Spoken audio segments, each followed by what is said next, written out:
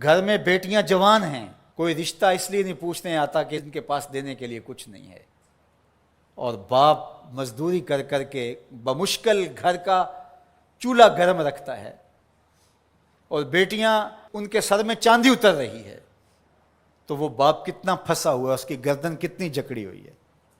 اور اگر کسی کے پاس رقم ہو اس کی ضروریات سے زیادہ، اور وہ اس کا رشتہ دار بھی لگتا ہو، تو اس کو سوچنا چاہیے کہ میں اس کی مدد کروں یا نہ کروں۔ اس کو کیلکولیٹر لے کے حساب کرنا چاہیے کہ یہ میرا بھائی ہے، یہ میرا بھانجا ہے، یہ میرا بھتیجا ہے، یہ میرے چچا کا بیٹا ہے، یہ میری پھوپھی کا بیٹا ہے، یہ پھنسا ہے، اس کی بیٹیاں جوان ہیں، کوئی وسیلہ ہی نہیں ہے، بمشکل گھر کے اندر کھانا پورا ہوتا ہے، اور بیٹیاں گھر کی دہلیز میں بوڑھی ہو رہی ہیں، اور اس کے پاس دولت کے انبار ہیں، اور یہ سوچے گا۔ اللہ فرماتا ہے یہاں بغیر سوچنے کے چھلانگ لگانی پڑے گی، یہاں نفع نقصان نہیں دیکھنا پڑے گا، یہاں کساد بازاری کا نہیں سوچنا پڑے گا۔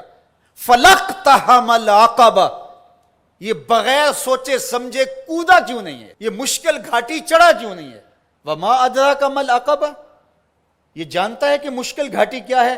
فَكُّ رَقَبَةٍ، کسی پھنسے ہوئے کی گردن کو چھڑانا ہے، کسی مشکل میں پھنسے ہوئے لوگوں کی مدد کرنا ہے۔ تو اب یہ سوچے گا کہ ابھی تو میں نے فلاں پلاٹ بھی خریدنا ہے، ابھی یہ بھی کرنا ہے، ایک فیکٹری نہیں لگانی ہے میں نے تو اس کے لیے رقم جمع کر، کیا یہ ضرب تقسیمیں دے گا؟ کہا اگر اسلام کا نور سینے میں اترا ہوا ہے تو اپنے بھائی کی مصیبت کو دیکھ لے گا جب، اور وہ جانتا ہے یہ واقعی پھنسا ہوا ہے، تو پھر اس گھاٹی میں چھلانگ لگاتے ہوئے وہ دائیں بائیں نہیں دیکھے گا، وہ فوراً چڑھ دوڑے گا اور فوراً فیصلہ کرے گا تاکہ دکھی کو مصیبت سے نکال سکے۔ فَكُّ رَقَبَةٍ، کسی پھنسے ہوئے کی گردن کو چھڑانا ہے، کسی مشکل میں پھنسے ہوئے لوگوں کی مدد کرنا ہے۔ او اطعام فی یوم ذی مسغبہ، یا بھوک کے دن کھانا کھلانا ہے۔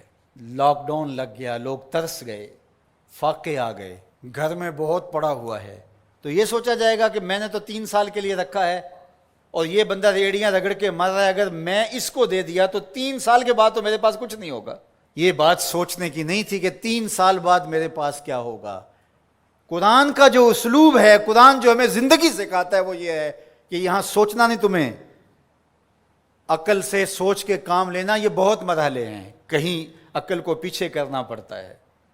اقبال نے کہا تھا بہتر ہے کہ دل کے پاس رہے چراغ عقل، بہتر ہے کہ دل کے پاس رہے چراغ عقل، لیکن کبھی کبھی سے تنہا بھی چھوڑ دے۔ کبھی ایسا بھی موقع آتا ہے کہ پھر اس کو پیچھے کرنا پڑتا ہے۔ یہ اپنا نفع نقصان، اپنی ضربیں تقسیمیں نہیں کرنی ہوتی کہ میں نے تو 3 سال کا بجٹ رکھا ہے اور ہمسایہ فاقوں سے مر رہا ہے، اور بندہ کہ سال کے میرے تو پورے ہیں، وہ یوں جمع تقسیم کرتا رہے۔ یہ مشکل گھاٹی ہے، تو کہا اس کو یہ مشکل گھاٹی چڑھنا ہوگا۔ وما ادراک ما العقبہ، جانتے ہو مشکل گھاٹی کیا ہے؟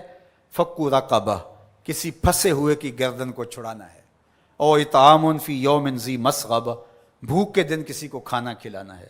یتیما ذا مقربہ، کسی قریبی یتیم کی مدد کرنا ہے۔ او مسکینا ذا متربہ، یا خاک نشین مسکین کی مدد کرنا ہے۔ یہاں جو لفظ قرآن نے استعمال کیا نا، یتیما ذا مقربہ، قریبی یتیم، تو کیا اس کا مفہوم یہ نکلتا ہے کہ جو دور کا یتیم ہے اس کی مدد نہیں کرنی؟ نہیں، بلکہ علماء تفسیر نے یہاں نقطہ بیان کیا کہ بندہ دور پار کے یتیموں اور غریبوں کی مدد کرتا ہے، اور ان کی تصویریں بھی کھنچوا لیتا ہے دور موجود میں، اور داد بھی لے لیتا ہے اور سخی بن کے سامنے آ جاتا ہے، لیکن یتیم خاندان کے اندر ہو تو ان کی مدد کر کے بندہ نمائش نہیں کر سکتا کہ میں نے اپنے بھتیجے بھانجے کے ساتھ یہ کیا ہے۔ جو بندہ نفس کا غلام بن جاتا ہے اس کے لیے مشکل ہو جاتا ہے۔ تو اس لیے اللہ تعالیٰ نے یہاں جو لفظ بیان فرمایا، یتیمن ذا مقربہ، قریبی یتیم کی مدد کرنا، او مسکینن ذا متربہ، یا خاک نشین مسکین کی مدد کرنا۔ کچھ لوگ انہیں پتہ ہے ہماری ہمسائیگی کے اندر ان کے ہاں نان شبینہ بھی نہیں ہے، تو وہاں جو ہے وہ مہینے میں 500 روپیہ دیں گے، اور 500 روپیہ دے کے یہ سمجھیں گے کہ ہم نے حق ادا کر دیا۔ ان کی ضرورت کو آپ نے پورا کرنا تھا۔ مختلف لوگوں کو تو آپ کروڑوں روپے بانٹ رہے ہو، اور آپ کی فیکٹری میں جو ملازمت کر رہے ہیں آپ ان میں کتنوں کو جانتے ہو کہ مشکل سے اس 15,000 روپے سے اس کا گھر چلتا ہے، اور اس کی بہنیں جوان ہیں، اور یہ بیچارہ اوور ٹائم بھی لگاتا ہے، پھر بھی گھر کا خرچہ پورا نہیں ہوتا، تو تم باہر جو کروڑوں روپے دے رہے ہو، تو بہتر نہیں تھا کہ اپنے اس مزدور